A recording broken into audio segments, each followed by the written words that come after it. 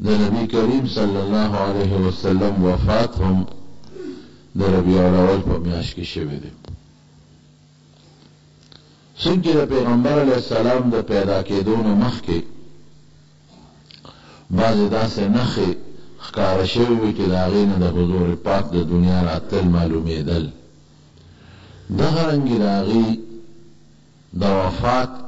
د دنیا د تلو د سفر هم څه بعضې نښې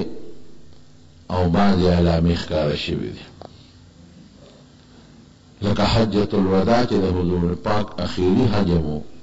او د فرضیت نه پسې لومبی حجم. حج چې کله فرض شو نبی علیه السلام دغه یو حج کړی دی او مکه مکرمه کې که حجونه ډېر کړي دي خو هغه مخکني د فرضیت نه مخکې. نو حجة الوداع کې دا آیت نازل شو د عرفې ورځ و د جمعې ورځ وه، اليوم اکملت لکم دینکم واتممت علیکم نعمتی ورضیت لکم الاسلام دینا. دا یو اهم اعلانو چې ما ستاسو دین نن پورا برابر که مکمل شو. د پیغمبر د راتلو مقصد خو دقی چې خلکو ته د الله دین ورسوي.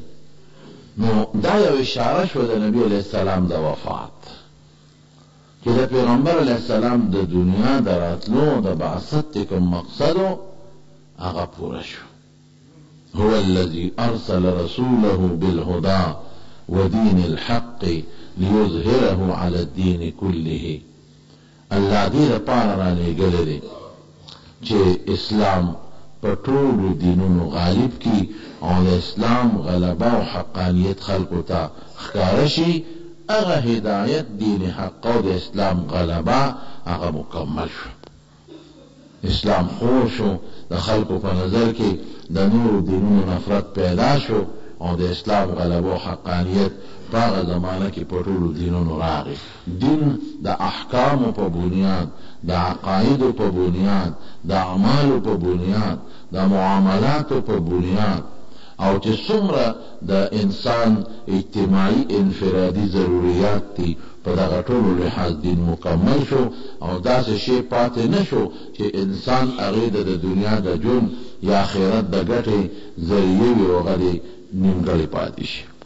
عبادات مکمل شو، بعث نور به نه زیاتېږي. عقاید چې څومره خلکو ته ښکاره شو او چې څومره معاملات اعمال تر د میراث د احکاماتو پورې د انسان د ژوند او د مرګ او د انسان د مال د ویشلو تجارتي هر څه چې حضور پاک څه مقصد د الله را لېږه برابر شو.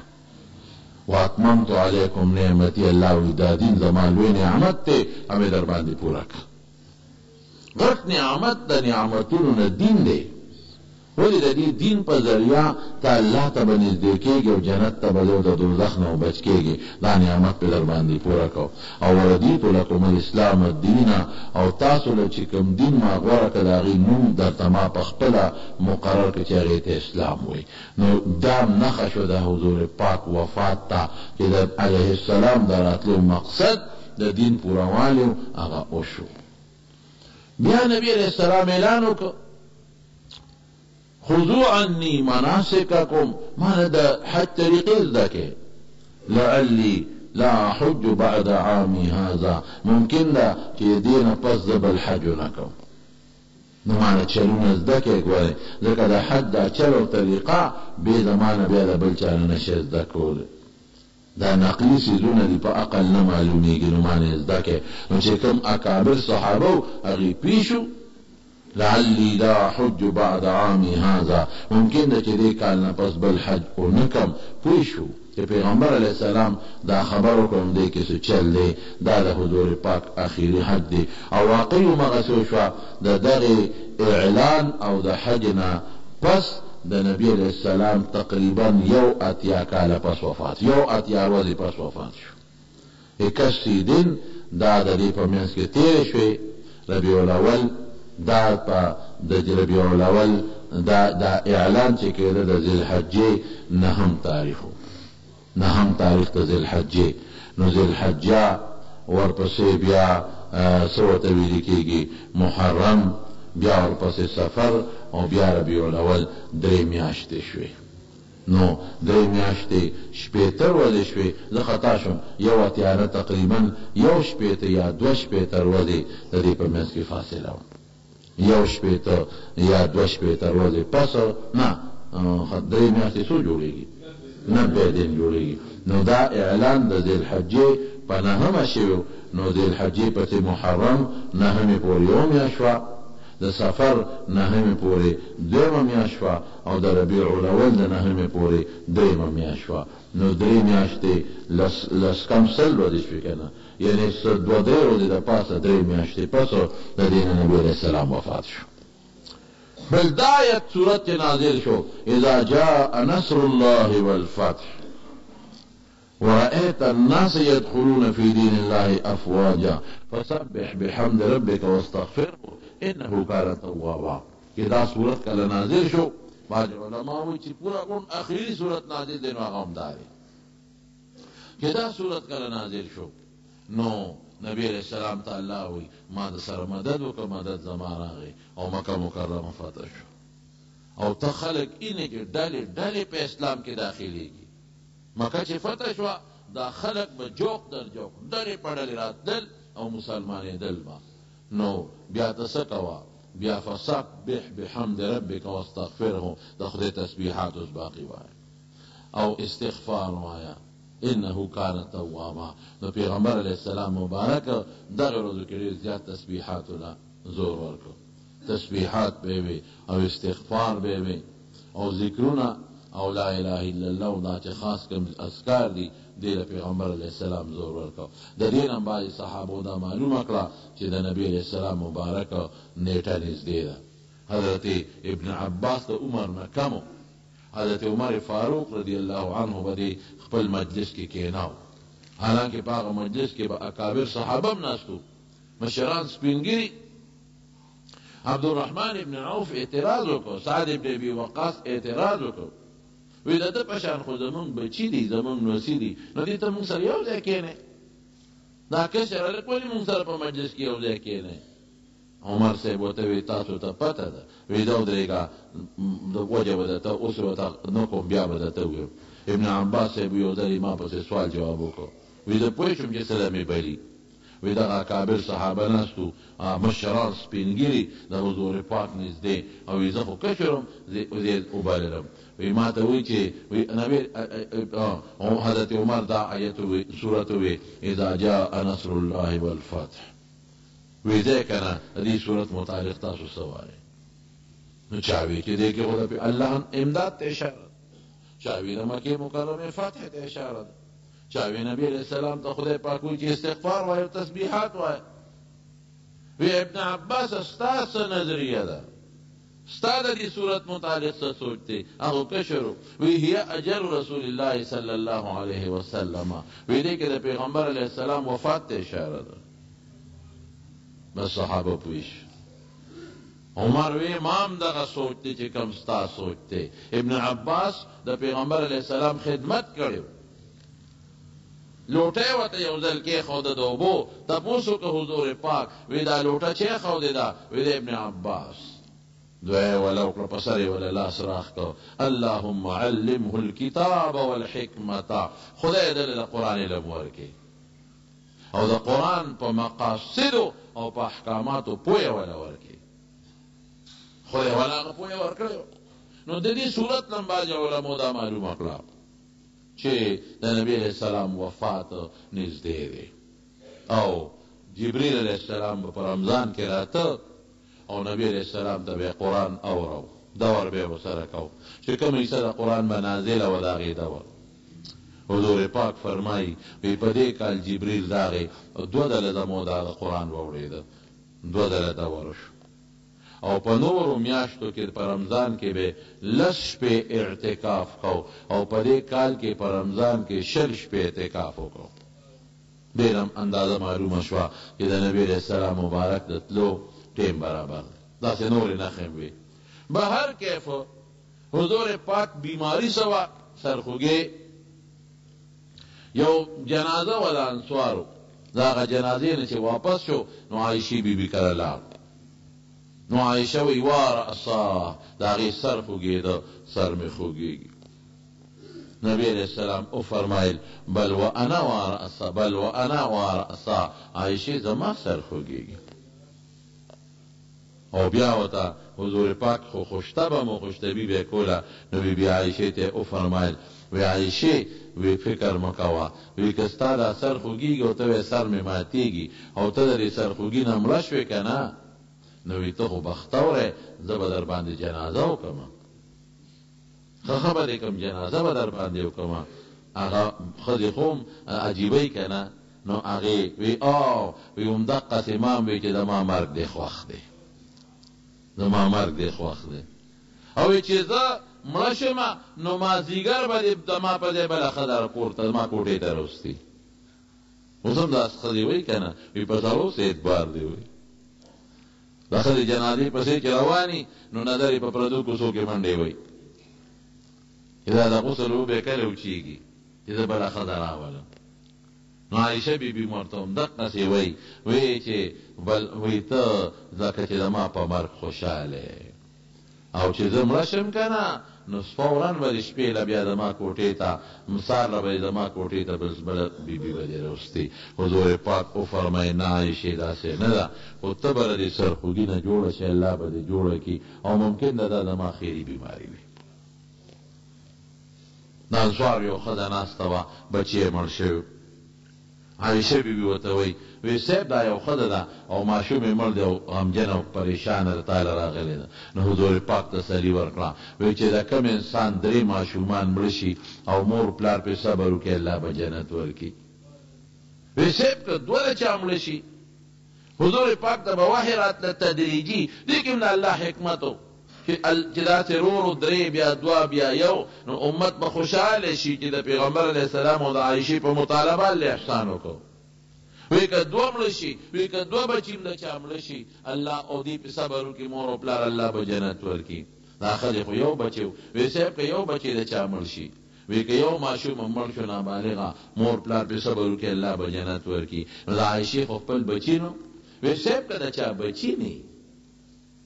ماشوموالی کې بچی مړه نشي، حضور پاک فرمایل وی د ټول امت دپاره زه اخرت ته تلونکی یم، زه یم که نه بچی مړ نه شو، زه یم زما وفات څوک ځان ته را مخکې کي او په هغې صبر وکړي الله به دلم جنت ورکړي. یا موفقه ای خلکو سره خیر ښېګړه کوونکې عایشې، تا دې ګوره څومره فایده امت ته په دې یو تپوس کې ورسېدله. نو سرخوږي په هغه سرخوږي سره په تبه رااله او سخته تبه وه. عبدالله ابن مسعود رضی الله عنه فرمایي وی دې چې ورننوتم د حضور پاک په تندي مبارک مې لاس کېښود وجود یې خوټ کېده د تبې نه. مې صاحب ستا خو ډېره زیاته تبه ده. وی او زما د تبې تکلیف دا ډېر دی لکه تاسو کې چې 2 کسه نه جوړه شي، په ما د 2 کسو د تبې زور دی. ولې اجر مې زیات دی، اجر ډبل. دینه معلومیږي چې په انسان تکلیف راشي بیماری راشي نو کدی ګناهګار الله په ګناه راځي او کدی داسې وي چې د ګناه ني نو الله د هغې اجر د لوړو مرتبو په شکل کې ورکوي. نو حضور پاک الله د ګناه نه پاک پیدا کړی دی. قد غفر الله له ما تقدم من ذنبه وما تأخر، مخکې وروسته هر څه الله بخښلي دي. نو د پیغمبر علیه السلام په بیمارۍ د هغه درجې او مرتبې چې نور هم الله اوچتوي. یو په ما چې بیماری او تبه راځي نو زما د تبې ډبل زور مال راځي، لکه 2 کسو د تبې زور مال راځي. تبه شروع شوه. دې درمیان کې به نبی کریم صلی الله علیه وسلم منزله ته جومات ته به تبه وه سر یې خوږېده خو بیا به منزله ته. یو صحابي فرمایي منزله داسې حالت کې راووته چې سر مبارک یې په څادر تړلی و. بعضې وخت سر خوږېږي که نه نو سر په څادر باندې کلک وتړي، وی سر مبارک یې په څادر تړلی و. اخري مونځ نبي علیه السلام د زیارت پر ورځ ماښام کړی دی. دې نه پس یو منزله صرف وتی دی. زیارت پر ورځ باندې ماښام یې اخري مونځ وکړه او چې کله د ماسخوتن د منځه ټیم شو نو بیا بیبیانو ته وی یو غټ لوښی راوړی او په ما باندې د 7 مشکونو اوبه راواچوې، داسې مشکونه چې سپړدلې شوي ني او بیا پې واچولې. نو چې کله پاسېده نو بې هوشه شو. نو چې کله هوش کې راغی نو تپوس یې وکړه مونځ شوی دی که نه؟ وی نه صاحب لا هم خلق سته انتظار کوي وی په ما بیا وبراته بیا په وواچولې چې بیا پاسېده نو بیا به هوښ شو بیا تاسو کو مونږ شوي ده کنه وینا صاحب خلق سته انتظار کوي وی بیا را باندې وبواچوي بیا په پاسو وبواچولې چې بیا پاسېده بیا به هوښ شو چې بیا کله په هوښ کې راغی پرکالی ختم شو وی مونږ شوي ده صلی الناس خلق مونږ کړی دي ام لا ویلا هم ساسته انتظار کی دا الله رسولا ویخا مرو ابا بکر فلیصلی بالناس ابو بکر ته حکم وکړي جو خلقو ته منځ کی عائشہ صدیقہ فرمای بخاری شریف کې حدیث ده وی ما وته وی چې ان ابا بکر رجل اسیف لا يقوم مقامه هغه نرم دل رقیق القلب زړه نرم دی او جاری او بیا ستا په مصلا په دې بیماری کې چې ستا په مصلا ودرېدلی شي نو دې جاری جړا ولا ورځي نو سیب مر عمر ته حکم وکا فلیصلی بالناس خلقو ته منځو کی باندې شو درې ستا په مصلا حضور پاک بیا فرمایل مرو ابا بکر فلیصلی بالناس ابو بکر ته حکم وکي چې خلقو ته منځو کی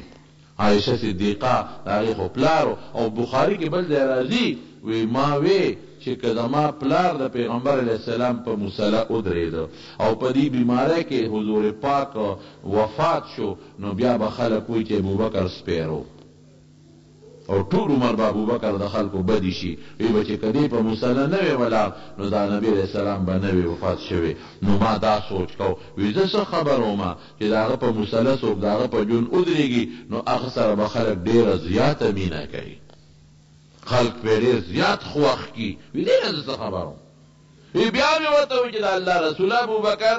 کمزور دی په زړه او دې جړات نه نشي صبرې دی نو عمر ته حکم وکا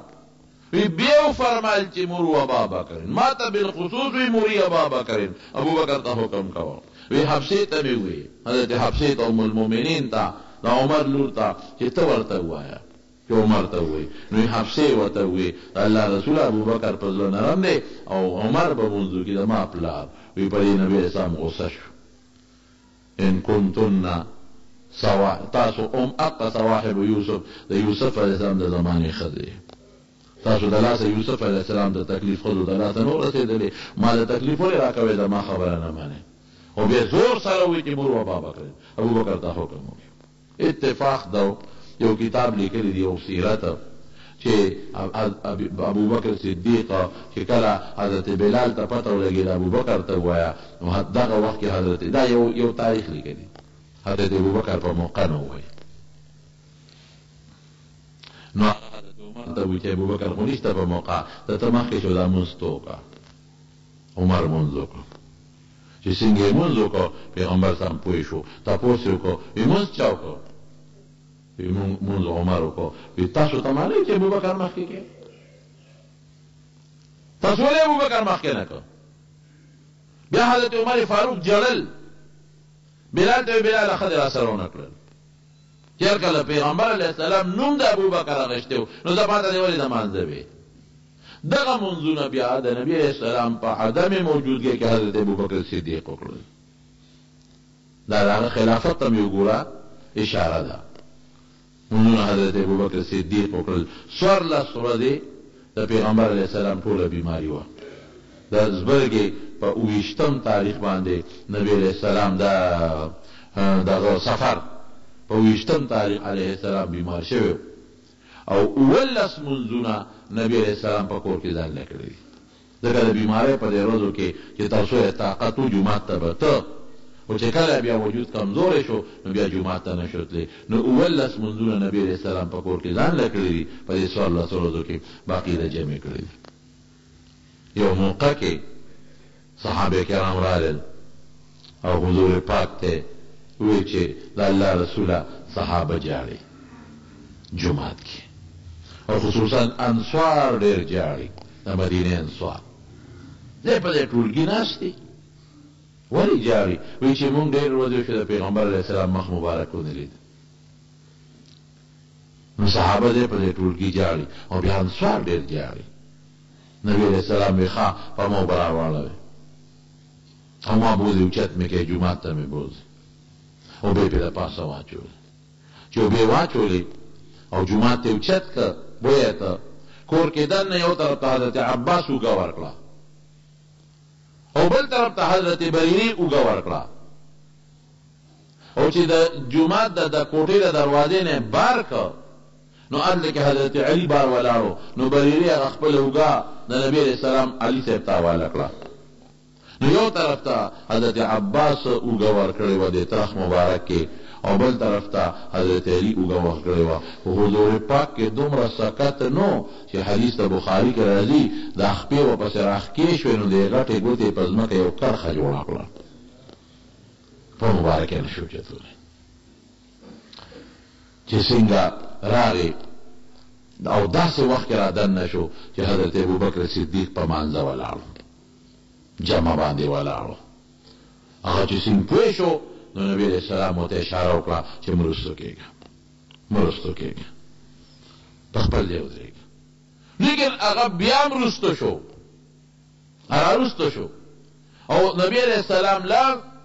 او د حضرت ابوبکر خوا کې ګس طرف ته کېناو نو پیغمبر علیہ السلام با الله اکبر وی ابوبکر باغ الله اکبر خلکو ته په زور رساو نو سره خوا کې ولاړو جمع شو چې جمع کړو شو وی ما په منبر کې نه وی په منبر کې نو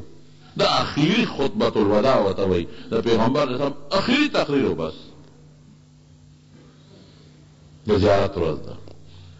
نبی علیہ السلام دینه پس بیا نه دی راوتی چې څنګه تقریر کوو په تقریر کې اصول ضروري خبره وکړي یو بار خبره کړم به دا وکړه الصلاه د مونږ خیال وساتئ مونږ په ټولو عبادتونو کې ګورو ډېر اهم عبادت دی نه دی وکړه زکات خبره وکړه نه د روزي خبره وکړه نه د حج خبره وکړه هغه عبادتونه ډېر دي لومبه خبره چې مبارک خلین او باسي الصلاه مونږ پکوي او د مونږ ډېر اهتمام او خیال وساتئ دا لومبه خبره شو او دویم سوی ما ملکت ایمانکم ګورې د وینځو غلامانو نوکرانو همسایګانو کور کې دننه د همسایه اوسېږي زمیندار دی مزدور کار دی خو چې ستا د لاس لاندې کوم سړی دی افسر خپل ماتحت او بادشاہ د خپل رعیت د دې به خیال ساتي ما ملکت ایمانکم خو وینځي غلامانو باندې عرف کې شریعت کې اطلاق کیږي لیکن یوازې غیر نورم پکې داخل کا علت توجه نه نور پکې داخل کا چې کم سړی ستا د لاس لاندې دی افسر لاندې خپل بابوګان دي خپل نوکران دي خان لاندې خپل نوکران دي او ستا همسایه دی ستا مزدور کار دی ستا د حکم لاندې دی ستا د لاس لاندې ژوند تېري د دې خلکو به ډېر خیال ساتي ظلم به نه کوي بالایي سړی دا به په مزدور باندې په نوکر په چاکر او په دې لاندې خلکو به زیاتې به ظلم به نه کوي د دې ډېر خیال ساتي او بیا یو بل اعلان وکړو وی چې څومره دروازې دي جومات ته ټولې بندې کې سوا د ابوبکر د دروازې نه ټولې بندې کې ټولې چې څومره دروازې دي بندې کې مخکې دې نه اعلان کړو د علي صاحب هغه اباقي وه غټې دروازې او دا کړکۍ څومره چې په کړکۍ خلکو پرېښي دي جومات ته مانځله پرې راځي دا کړکۍ بل طرف ته واړوئ صرف د ابوبکر صدیق کړکۍ پرېږدی اوس هم په مسجد نبوي کې باب السلام طرف ته یو بورډ لګېدلی دی په هغې یې لیکلي دي هذه خوخة ابي بکر صدیق رضی الله عنه د ابوبکر صدیق چې کوم ځای کړکۍ وه هغې نه خو شاته یې دا بورډ لګولی دی کړکۍ لږه مخکې وه خو اشاره ورکوي علما لیکي دا هم دې ته اشارت دی چې نورې کړکۍ بندې او د ده کړکۍ دې وي نو جومات خو هغه زمانه کې د مسلمانانو د فیصلو دی جومات ته پیغمبر هم په زمانه کې دارالخلافه وه د بادشاه د ناستې دی نو دې کې د ابوبکر صدیق خلافت ته بیا اشاره ده او یو عجیبه خبره وکړه وی په ما چې د چا احسانات راوړېدلي دي او چا ما سره په دنیا کې ښېګړه کړې ده د هغې بدل مې ول خلاص کړی دی په ما د چا احسان نشته څومره چې ما سره خلکو ښېګړې کړې دي، هر چاله ما د هغه د ښېګړې بدل خلاص کړی دی، په ما د چې احسان نشته سوا د ابوبکر نه. د ابوبکر احسان زما په غاړه کې اوسم پروت دی. ابوبکر نه به د احسان بدل الله د قیامت پر ورځ ورکوي. او ما سره چې په مال کې څومره چا مینه کړې ده او په ملګرتیا کې را سره چا څومره اخلاص کړی دی، نو د ابوبکر نه زیات بل چا نه دی کړی. واقعي یوازې د پیغمبر علیه السلام د هجرت په سفر کې چې حضرت ابوبکر صدیق رضی الله عنه څومره اخلاص کړی د سفر د هجرت. اوهو ته حیران شي څومره مینه کړې ده، څومره اخلاص یې کړی دی او څومره د پیغمبر علیه السلام خیال ساتلی دی. او په مالیاتو کې چې څه به وروړل به پیغمبر علیه السلام ته به کېښودل، بلکې وجیبه نقطه راته ویم. حضرت ابوبکر وایي په زړه مې یو ارمان پاتې دی، وایي هغه ارمان دا دی چې ارمان حضور پاک زما جیب خپل جیب وګڼي. څنګه خپل جیب؟ لکه یو سړي څه شي ته ضرورت شي نو خپل جیب ته فورا لاس کوي، نه پکې شرم محسوسوي، نه حیا محسوسوي، او نه چا نه تپوس کوي چې جیب نه پیسې راوباسم او که نه، ججک نه محسوسوي. ضرورت راغی بس جیب ته لاس کوي، نه زوی نه تپوس کوي، نه ښځې نه جیب ته لاس ورمنډم که نه، نه څه حیا او شرم محسوسوي. افسوس چې زما جیب د پیغمبر علیه السلام خپل جیب شي، لکه چې خپل جیب ته لاس کوي شی راوباسي، چې دا قرار کې د پیغمبر علیه السلام ضرورت یو زما جیب ته لاس کوي شی ته راوباسي. افسوس دا ارمان مې پړه پاتې. نور داسې شی نشته، داسې مینه نشته چې د حضرت ابوبکر صدیق سره د حضور پاک او د دغه سره نه. صحابه فرمایي که نه چې کله به نبي علیه السلام د کور نه بهر ووته، ابوبکر به ولیده او عمر به ولیدل، نو حضور پاک به دوی ته مسکی شو، دوی به هغه ته مسکی شو. دومره محبت او مینه. نو یو د ابوبکر احسان زما په غاړه سټ پروت دی، هغه له به د هغه د احسان بدل الله د قیامت پر ورځ ورکوي. او بیا یې وجیبه خبره بله وکړه، یو پیشنګویي بله وکړه. یو بنده له الله اختیار ورکړه د دنیا او د آخرت په منځ کې چې دنیا دې خوښ دی او چې الله سره څه نعمتونه دي هغه خوښ دي. بنده له خدای اختیار، بنده وایي ځان یاد نه کړه، بنده یو بنده له الله اختیار ورکړه چې د دنیا ژوند دې خوښ دی او که الله سره کوم نعمتونه دي هغه خوښ دي، نو هغې بنده د دنیا ژوند خوښ نه کړه او د الله سره چې کوم نعمتونه دي هغه یې خوښ کړل. حضرت ابوبکر په جړا شو، په سلګو سلګو یو جړ. یو صحابي وایي چې دا شیخ ډېر ساده سړی نه دی، دا بوډا ډېر ساده سړی نه دی. پیغمبر علیه السلام خو د یو بنده مثال ورکوي چې یو بنده له خدای اختیار ورکړه او هغه دنیا خوښه نه کړه او د الله نعمتونه یې خوښ کړل. دا خو د یو بنده مثال ورکوي. وایي مونږ هغه وخت سره پوه نه شو، ابوبکر پوه شو چې دا پیغمبر علیه السلام خپل ځان یاد کړه خو د بنده په تعبیر یاد کړه، ځان یاد کړه. د خدای بنده نبی علیه السلام او د اختیار همده ته میلاو شو او دنیا غوره نه کړه او د الله خو یې خوښه کړه. وایي مونږ پوه نه شو، ابوبکر پوه شو. او یو اعلان یې بل هم دغې وخت کې وکړو، اخرجوا اليهود والنصارى من جزیرة العرب. جزیرة العرب چې څومره دی، بحر عرب، بحر فارس، د دې منځ کې چې څومره علاقه ده دې نه یهودیان عیسایان وباسي. دې کې چې یو یهودي او عیسایي پاتې شي، دا لرې کړي. ولې دا زمونږ دلته د مذهب ځای نه دي؟ که دا پخوا کې ډېری ممکن د دې سبا خپله غلبه راولي او تسلط راولي او د مسلمان مذهبي ځای نه ګیر نه کړي، دا لرې کړي. او یو څو اعلانونه نبي علیه السلام نور مطلق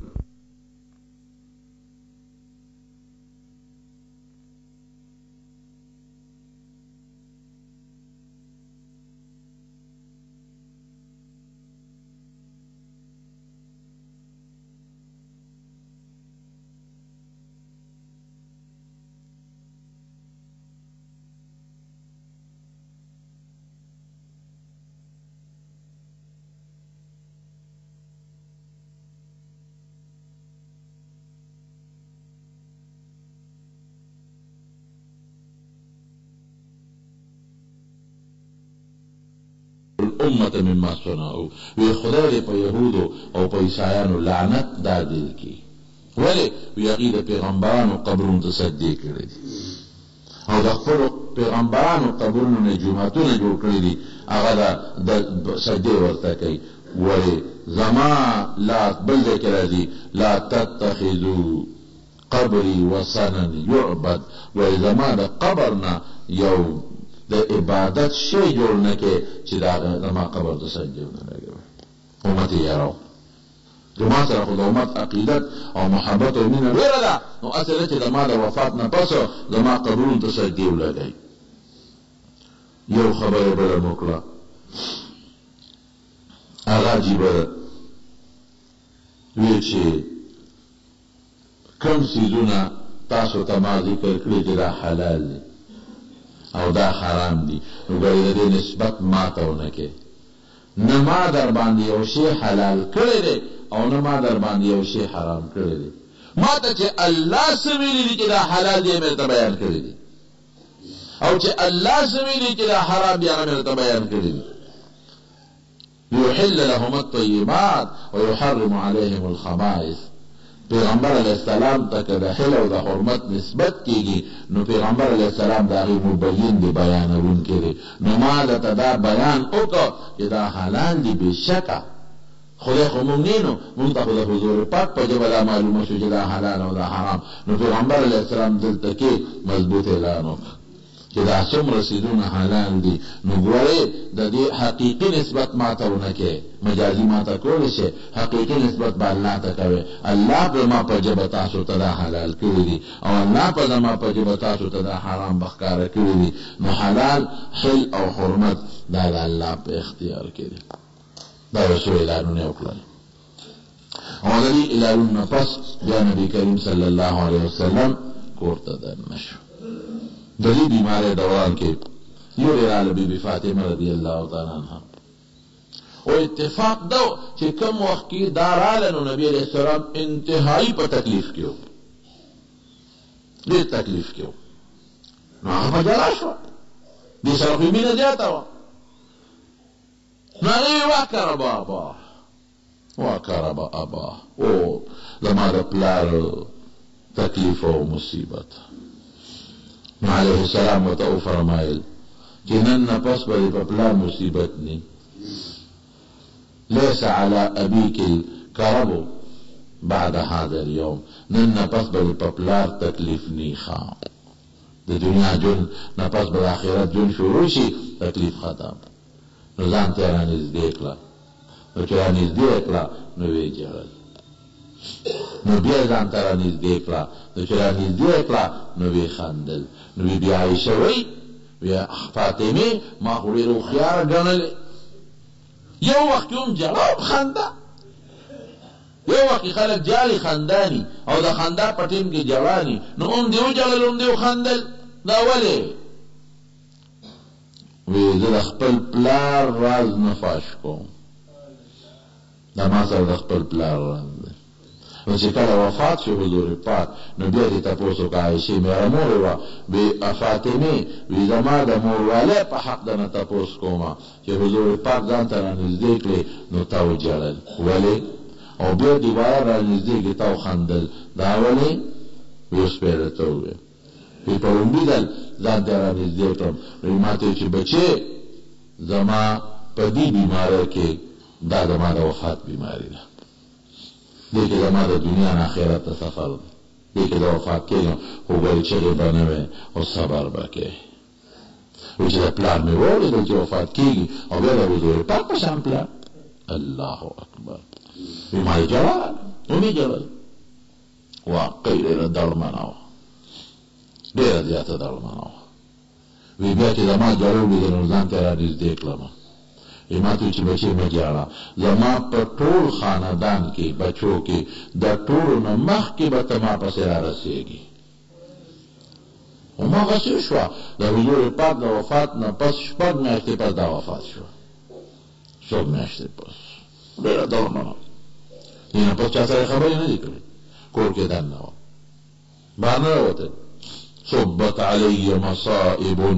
لو انها صبت علی الایام سرن لیالیا. په ما داسې مصیبتونه را پریوتل، که دا مصیبتونه په دې ورځو را پریولي، د ورځو رنګ به بدل شي، شپې به ترې جوړې شي، ورځې به تورې شي، شپې به ترې جوړې شي. په دې پوه شو، ښکاره خبره ده. دغه شپه باندې چې کله سبا وفات کېږي، نو د پیغمبر علیه السلام طبیعت لږ درونو، بار بار په بېهوشي راځي، بار بار. او د حضور پاک طریقه خو به دا وه چې یو شپه یو بیبي سره وه، چې بیماري سخته شوه او کله بیا د ګرځېدو نو بیبیانو نه یې تپوس وکړو، این انا غدن، این انا غدن، سار له به زما ورځ کوم ځای وي، سار له به چا سره یم. نو بیبیانو خو پوه شوې چې صاحب تا ته خو خپل نمبر معلوم دی،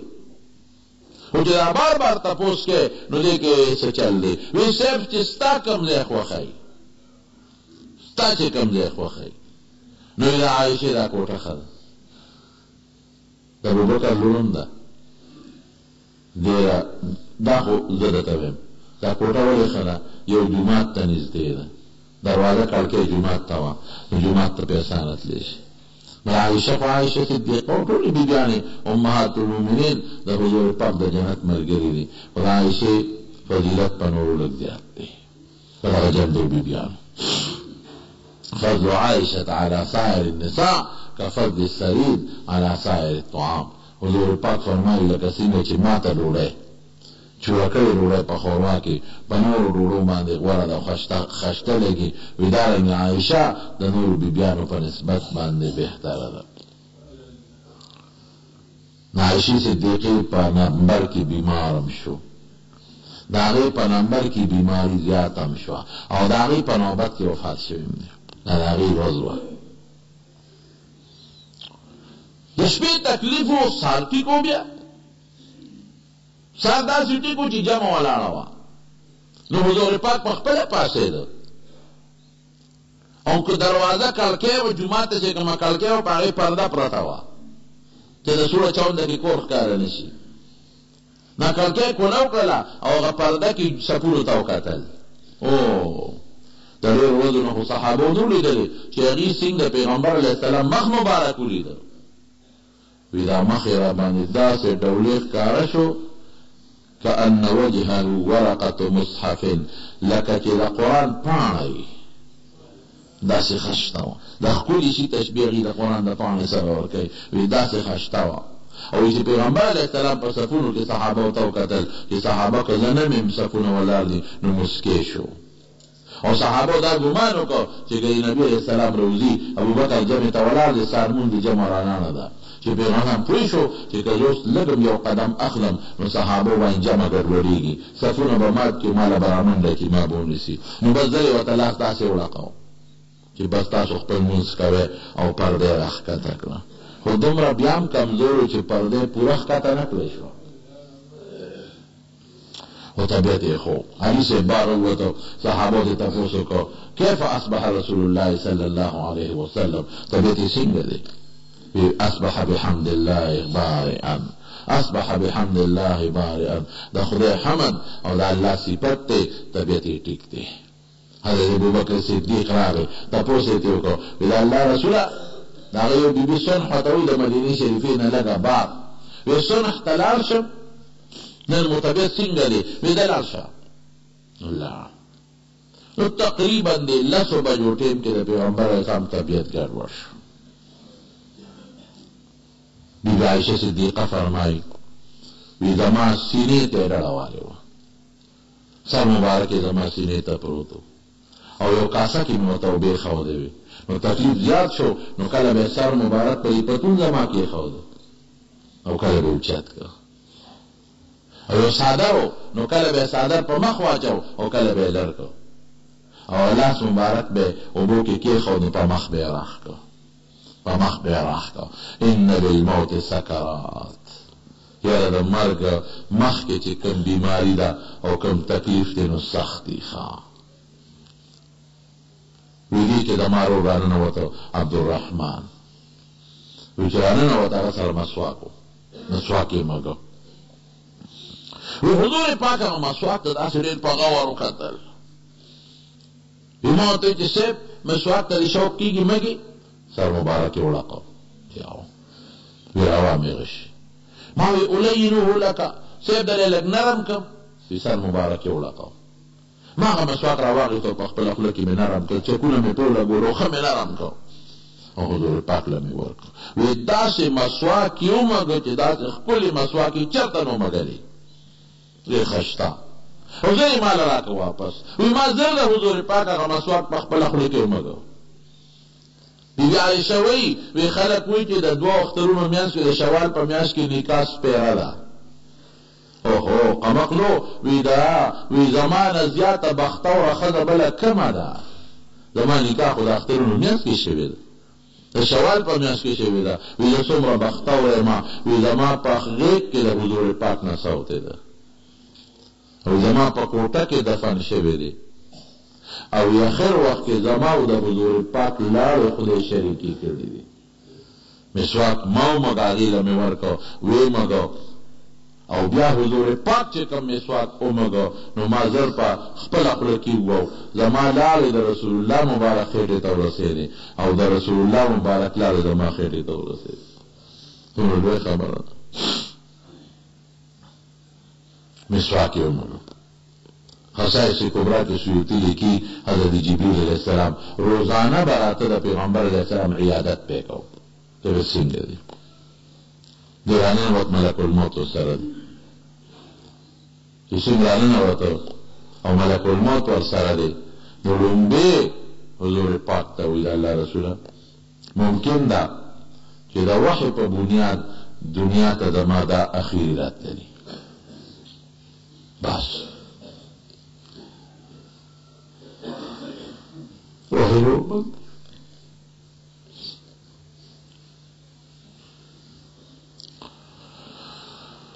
دیره تقریبا سو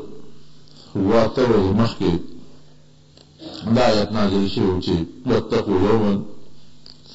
ترجعون فیه الی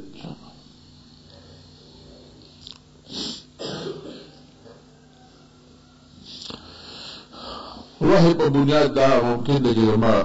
اخیری راتللی او ملک الموت ما سره راغلی دې اجازت غواړي حضور پاک هغه ته اجازت ورکړه او ورته وی الله رسول الله را لېږلی ما او تعالی الله اختیار درکړي دنیا دې خوښه وکړو ما عند الله الله سره دې خوښ دي نو حضور پاک جبرئیل علیہ السلام ته وکتل د مشورې په بنیاد امرګر استاد خیال حضرت جبرئیل علیہ السلام ورته سوې وی الله رسول خدای پاک خدای اختیار درکړ دنیا باندې خوښتي وکړو الله لا وان الله يتشوق الى لقائك الله ستا ملاقات کرے شوق کې دي الله دې ملاقات ته شوق کې ملک الموت انزل امرک خپل کار دی جاری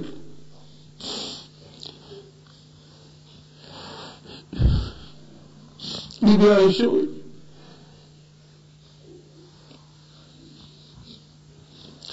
بی پویشم خدوار پویشم جی لاس مبارک اخکتش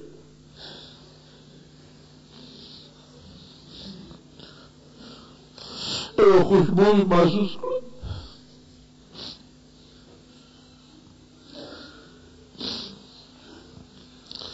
وفي هدايته مع الذين أنعم الله عليه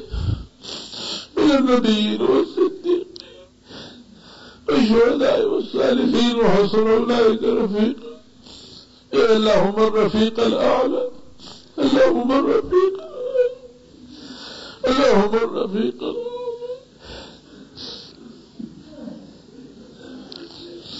خواهد زمان بے مرگر استا مرگرتیا غوارو اللہ تو زمان میں مر گئے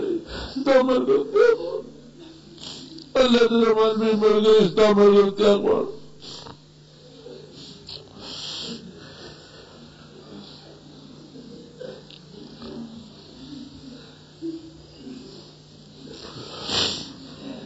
داسې ورښکته شو یو خوشبو محسوس کړه نور پوه نه شو باقي واقع انشاءالله د جمعه